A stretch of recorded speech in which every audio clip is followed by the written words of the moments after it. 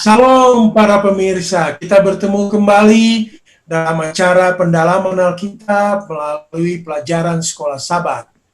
Para pemirsa, kami bersuka cita kita boleh dengan rutin bertemu, menguatkan satu sama lain.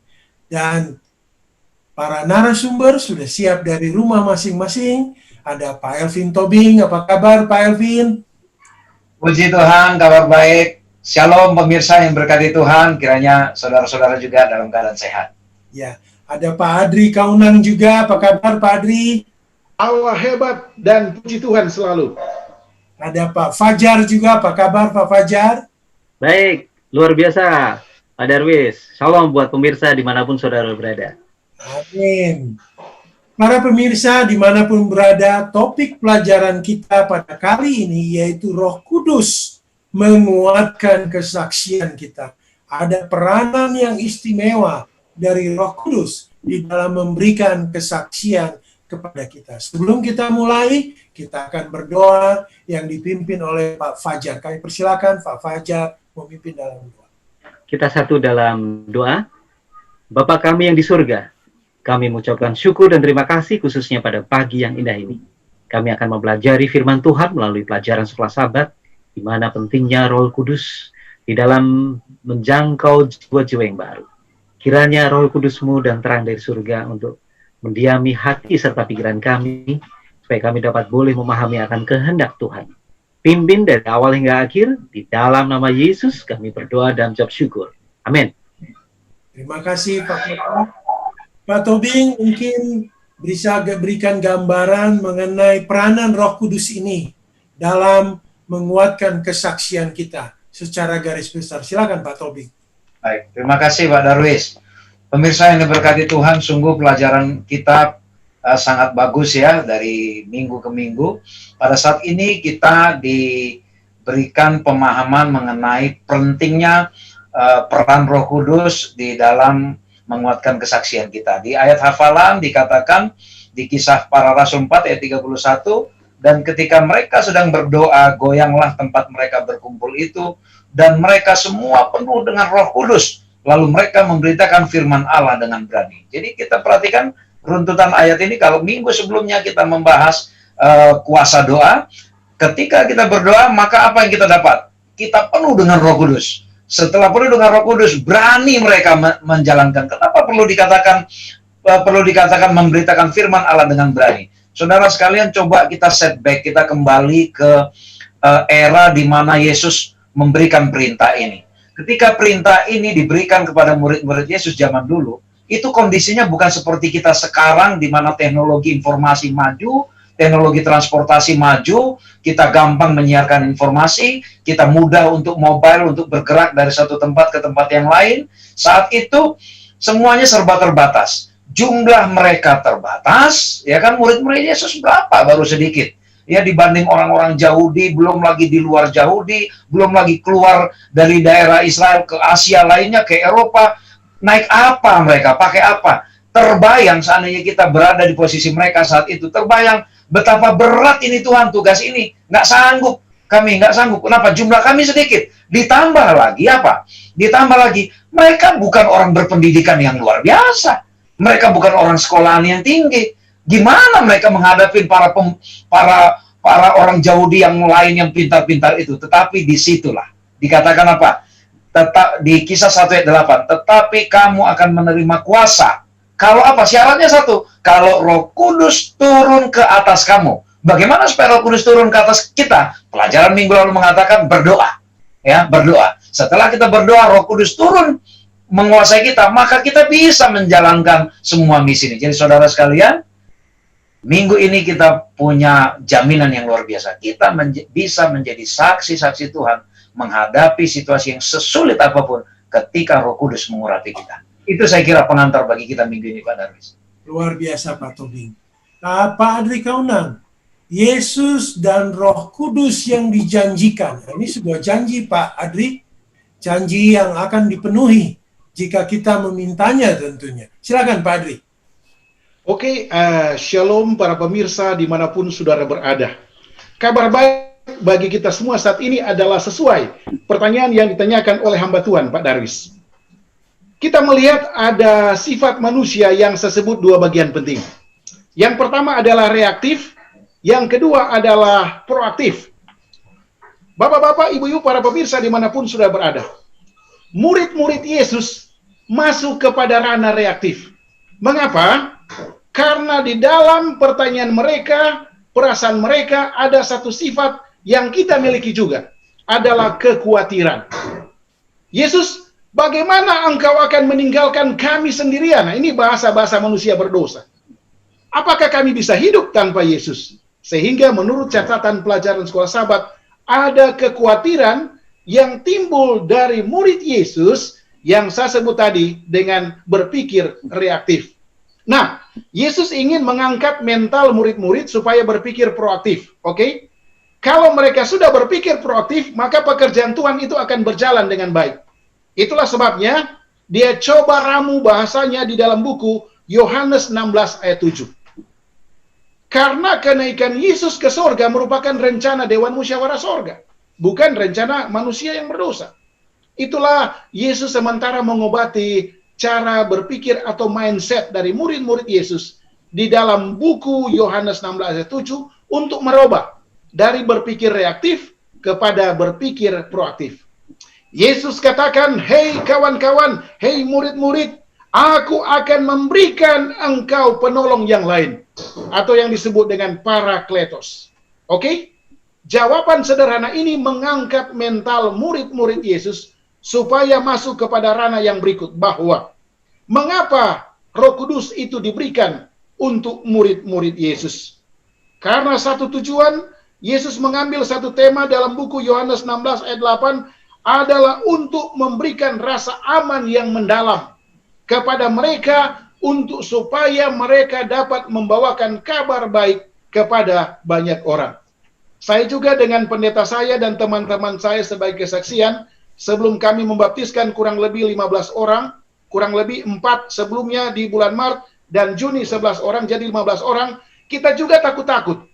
Bagaimana untuk memperoleh dan melakukan penginjilan yang baik? Nah, ambil kesimpulan adalah membaca pelajaran ini. Berdoa, mengundang kuasa Roh Kudus, maka keajaiban terjadi. Inilah kesaksian singkat.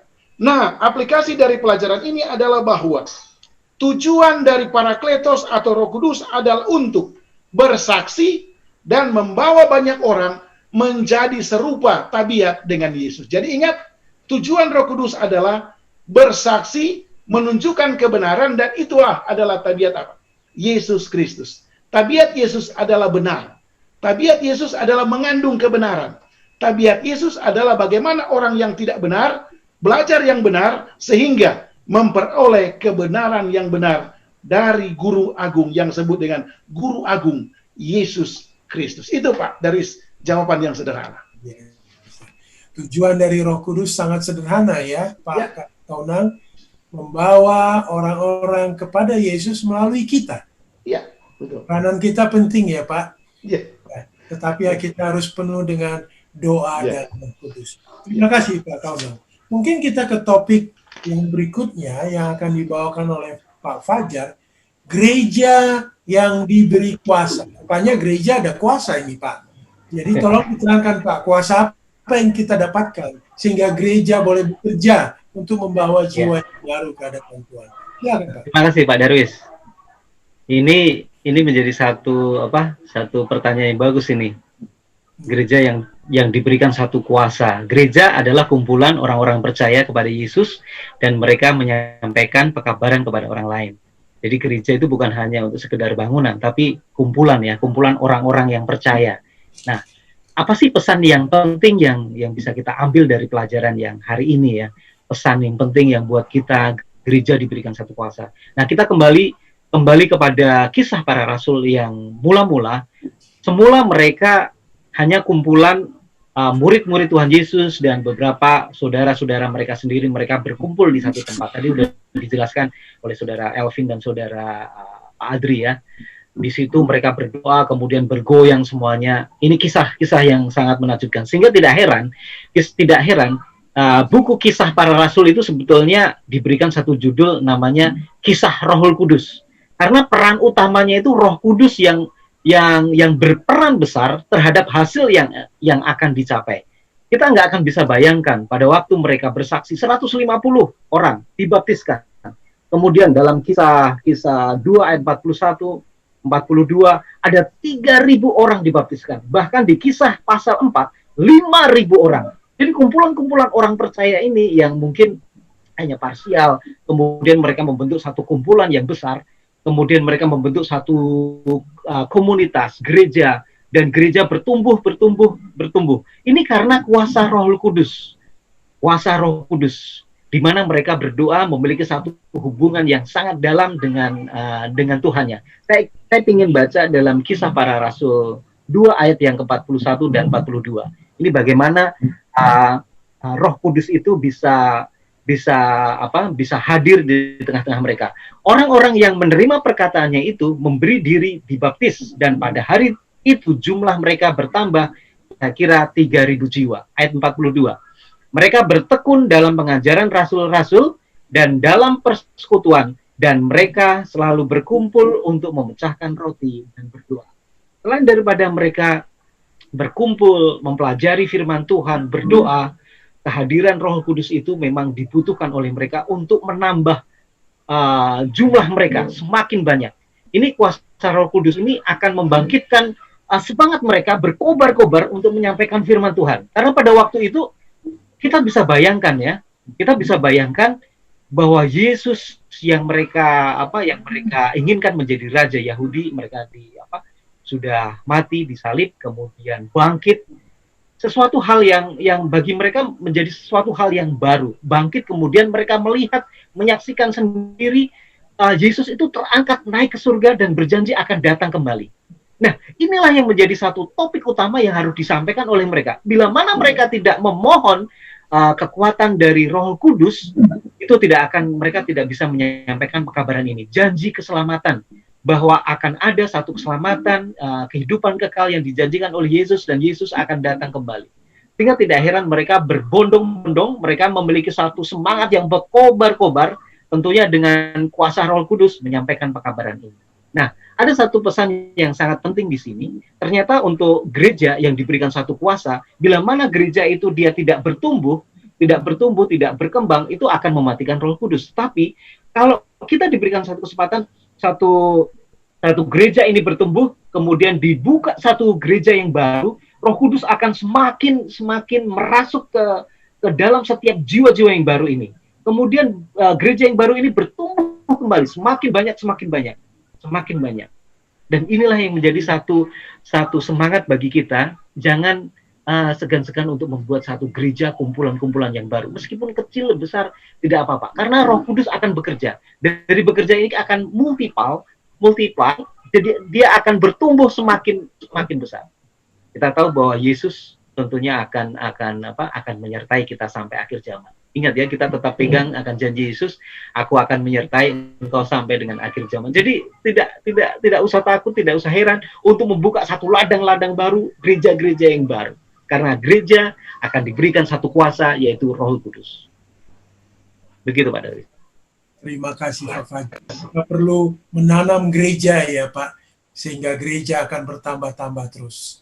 Pak Tobing, apa ini peranan Roh Kudus dalam kesaksian?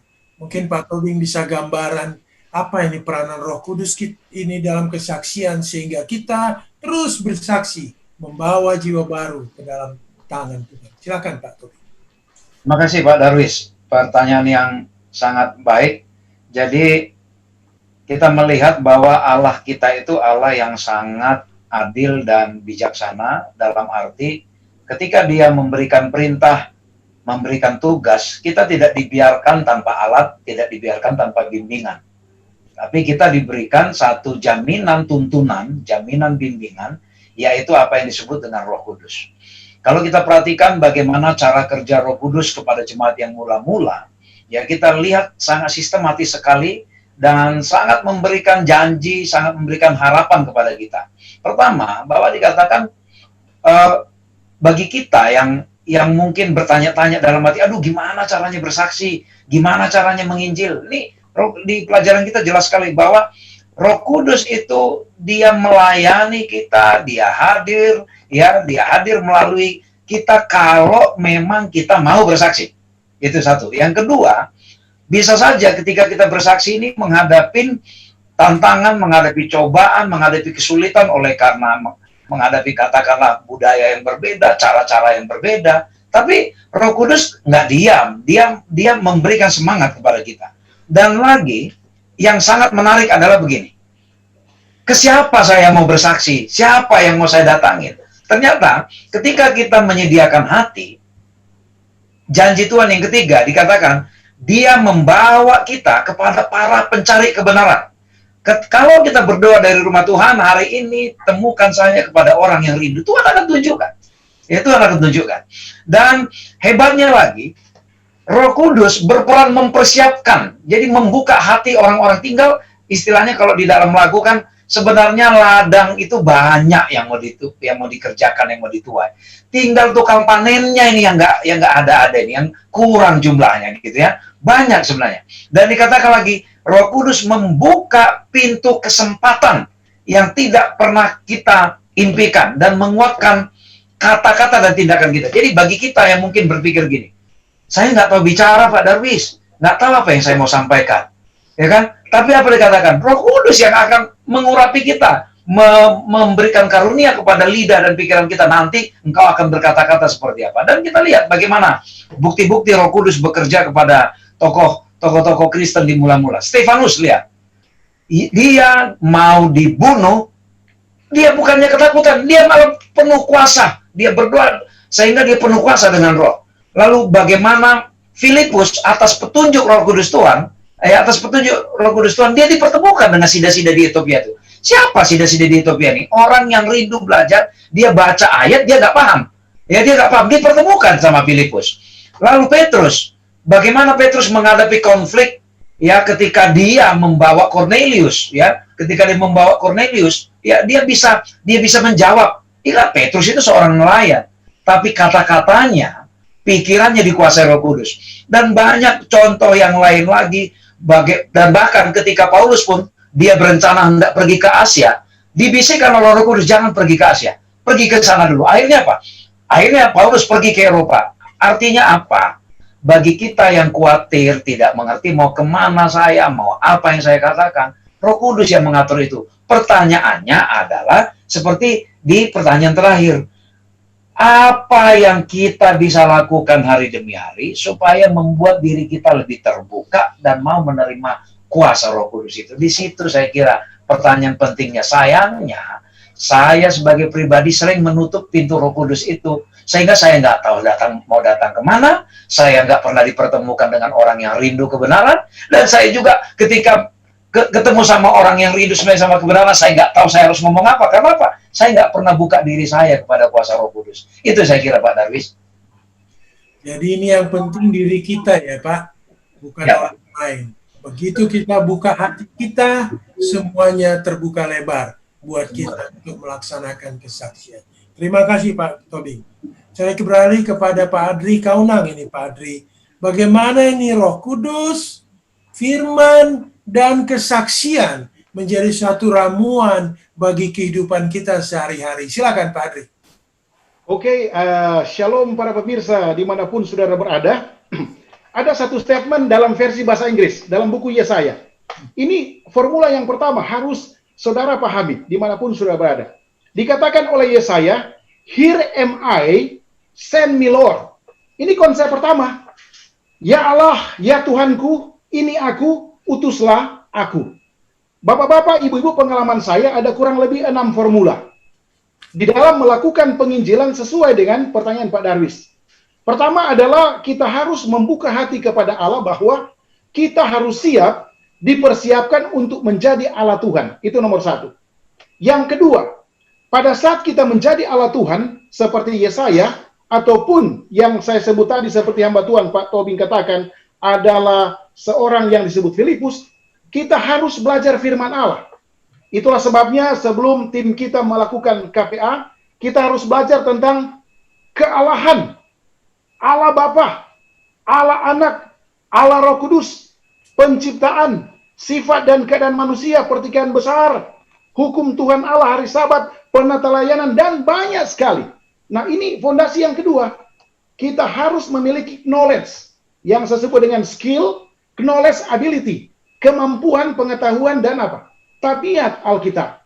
Oke? Setelah kita masuk di situ, baru kita berdoa. Doa kita adalah doa yang tadi kita sebut dengan doa langkah ketiga. Tuhan, kami memiliki tujuan untuk menginjil. Berikanlah kami Roh Kudus. Nah, pas dengan pertanyaan Pak Darwis. Baru langkah keempat adalah, saya saksikan sendiri. Pada saat kita menginjil, kita membuat satu topik kepada orang yang ingin belajar firman Allah, maka ayat-ayatnya keluar seperti air. Keluar begitu saja, baik hamba Tuhan dan tim kami. Mengapa? Karena di doa kami adalah kerendahan hati, dan biarlah Roh Kudus dapat memakai kami dengan apa yang kita sudah belajar, sehingga ayat-ayat yang berhubungan dengan topik yang kita bahas keluar dengan sendirinya. Maka langkah berikut adalah, setelah firman Allah kita kabarkan, maka mereka akan mengatakan, saya senang mendengarkan firman Allah. Bukan saudara Kaunang, bukan pendeta Muniaga. Saya senang mendengarkan firman Allah yang saudara bahas. Ini pengalaman pribadi. Dan akhirnya, bapak-bapak, ibu-ibu dimanapun saudara berada, kesaksian Kaunang adalah mereka mengambil keputusan bukan karena paksaan, tetapi karena firman Allah merayu mereka, membuat mereka terbujur kaku dan tidak memiliki kekuatan apa-apa, dengan catatan, Tuhan, kami ingin mengikuti kebenaran yang sementara diajarkan. Akhirnya sinkron dengan apa yang dikatakan dalam buku alinea terakhir Sekolah Sahabat, dikatakan, Allah telah berjanji untuk memberkati firman-Nya, bukan kata-kata kita. Kuasa ada di dalam firman Tuhan dan bukan spekulasi manusia. Inilah yang menjadi rekomendasi sesuai dengan pertanyaan Pak Darwis, beberapa formula yang sederhana dan membuat hasil. Dan yang terakhir kita katakan kepada mereka, bapak-bapak, ibu-ibu yang sudah menerima Yesus, komitmen menerima Yesus, baiklah bapak-bapak, ibu, menjadi penjala-penjala ikan atau discipleship, menjadi murid-murid yang baru untuk mempraktekkan siapa bapak dan ibu sebagai pengikut Yesus yang baru. Itu Pak Darwis yang luar biasa. Terima kasih Pak Adri. Saya kira itu bisa ada perubahan yang jelas ya, sehingga banyak orang yang mau mengambil keputusan untuk mengikut Yesus. Pak Fajar, kita beralih kepada kuasa dari Roh Kudus itu yang bisa mengubah hidup. Kita memerlukan kuasa Roh Kudus agar ada perubahan dalam hidup kita. Mungkin Pak Fajar bisa menata ini, menjelaskan ini lebih jelas lagi, agar pemirsa di rumah boleh mendapat pengertian yang lebih baik. Silakan Pak. Iya Pak Darwis.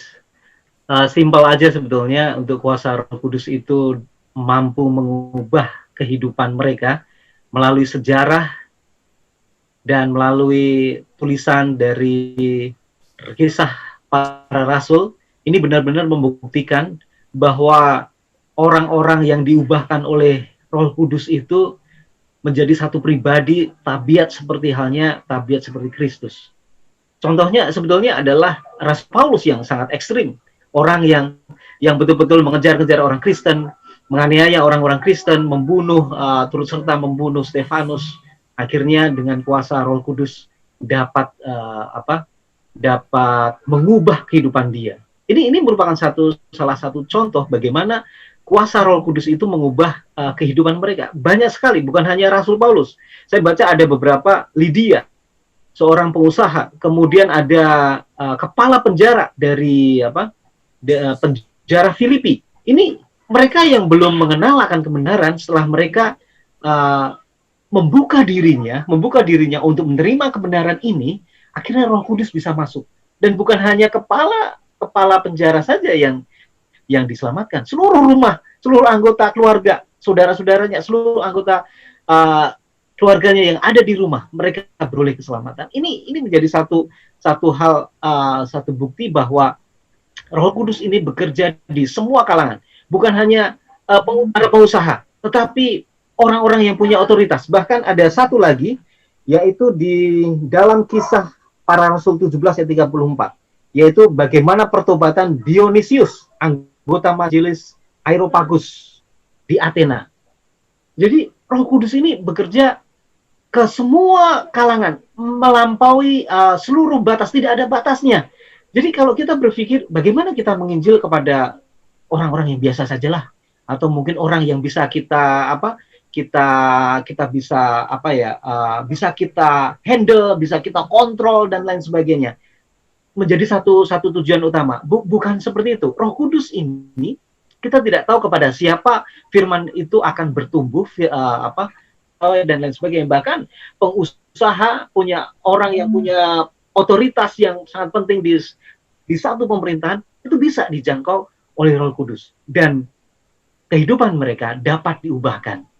Jadi tugas kita yang paling utama, yang pesan yang paling utama yang bisa kita peroleh, kita bersaksi kepada semua orang, dan sisanya Tuhan yang akan bekerja.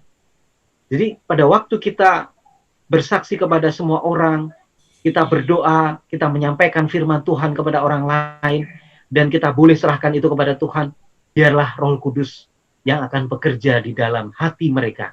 Biarlah Tuhan yang akan bekerja di balik semuanya. Biarlah Tuhan yang akan bekerja sisanya. Tugas kita hanya menyampaikan. Kita memiliki waktu. Dan satu lagi, tadi Saudara Elvin, saya senang sekali, membuka hati supaya kita dituntun oleh Tuhan, kemana kami pergi, kepada siapa saya akan menyampaikan firman Tuhan ini. Ini barangkali menjadi satu templakan buat saya juga. Harus berdoa, memohon tiap pagi, Tuhan kepada siapa firman pekabaran ini saya boleh sampaikan, sehingga orang lain dapat dimenangkan. Ini menjadi satu trigger buat saya untuk ayo semangat, firman Tuhan. Yesus segera mau datang. Kalau kita tidak menginjil, aduh, iman kita pasti akan lemah. Tetapi dengan menginjil, iman kita juga akan dikuatkan. Begitu Pak Darwis. Terima kasih Pak Fajar. Mungkin Pak Tobing berikan beberapa kesimpulan dari diskusi kita ini, sehingga pemirsa boleh membawakannya dalam kehidupan sehari-hari. Silakan Pak Tobing. Pemirsa yang diberkati Tuhan, tibalah kita di kesimpulan bahwa Roh Kudus itu adalah oknum Allah, ya, oknum kealahan yang ditugaskan oleh kealahan untuk menemani kita, mendampingi kita, menguatkan kita menjadi saksi-saksi. Ketika kita merasa bahwa kita tidak layak, disitulah saat yang tepat kita mengundang Roh Kudus, karena Roh Kudus yang akan melayakkan kita. Ketika kita merasa tidak memiliki pengetahuan, Roh Kudus yang punya tugas nanti untuk mengatur, menguasai kata-kata dan pikiran kita, apa yang akan kita sampaikan. Ketika kita merasa bahwa kita ini bukan siapa-siapa dibandingkan orang lain, Roh Kudus yang akan menyadarkan kita bahwa kita adalah umat tebusan Tuhan yang dilayakkan untuk menyampaikan berita baik ini, bahwa Yesus sudah mati bagi kita. Dan bahkan ketika kita menghadapi situasi paling sulit sekalipun, seperti Stefanus, bahkan seperti penginjil yang lain, menghadapi kondisi yang menyeramkan, menakutkan, saat itu Roh Kudus memberikan kekuatan sehingga situasi yang kita hadapi itu bukan lagi menjadi situasi yang menyeramkan, tetapi menjadi situasi pengalaman rohani yang paling luar biasa karena kita bersama dengan Yesus. Kuncinya, saudara sekalian, adalah apakah kita membuka, apakah kita memberi kesempatan kepada Roh Kudus itu untuk bekerja bagi kita. Kalau kita tidak beri kesempatan, maka ladang yang siap dituai itu, kita tidak akan pernah menjadi bagian dari penuai itu. Pelajaran ini mengingatkan kita agar kita menjadi bagian dari penuai itu, agar kita sama-sama diselamatkan, sama-sama dibawa Tuhan di surga. Karena orang-orang yang datang ke surga, yang diizinkan masuk ke surga, adalah orang-orang yang tidak egois. Kiranya Tuhan memberkati kita. Itu yang boleh kami sampaikan, Pak Darwis. Silakan Pak Tobing, mungkin dengan doa tutup. Silakan Pak Tobing. Baik, sekaligus kita serahkan pelajaran ini ke dalam doa. Mari kita berdoa. Ya Allah, Bapa di surga, kebutuhan kami terbesar pada saat ini adalah kebutuhan akan kehadiran Tuhan melalui Roh Kudus. Ya Tuhan, ladang sudah menguning, membutuhkan para penuai. Ya Tuhan di surga, jaminan kasih pada pelajaran minggu ini menyatakan kepada kami, Engkau yang akan menuntun kami kepada ladang yang akan dituai ini Tuhan. Kalaupun kami tidak memiliki kemampuan, kalaupun kami tidak layak di hadapan-Mu Tuhan, tetapi ketika kami membuka hati kami, ketika kami dengan sungguh-sungguh berdoa memohon hikmat dari Tuhan agar Tuhan menunjukkan jalan yang benar, menunjukkan orang yang tepat, yang merindukan kebenaran Tuhan, maka pada saat itu pun Roh Kudus Tuhan akan menuntun kami kepada orang yang merindukan Engkau itu Tuhan. Tuhan, berilah kesempatan kepada kami memiliki pengalaman rohani melalui bersaksi ini Tuhan. Karena dengan bersaksi, kami tidak kehilangan apapun Tuhan. Kami justru semakin bertumbuh. Kami justru semakin berbahagia oleh karena kami melihat semakin banyak teman-teman kami yang mengenal Engkau sebagai Juru Selamat pribadinya.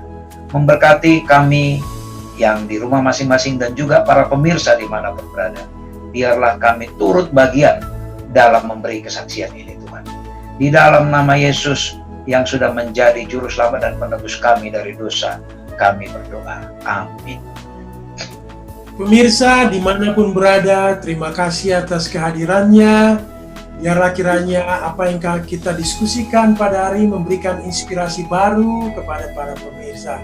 Terima kasih Pak Elvin, terima kasih Pak Adri, terima kasih Pak Terima kasih Pak Darwis. Tuhan memberkati kita semua. Terima kasih Pak Adri. Amin. Amin. Tuhan memberkati. Amin.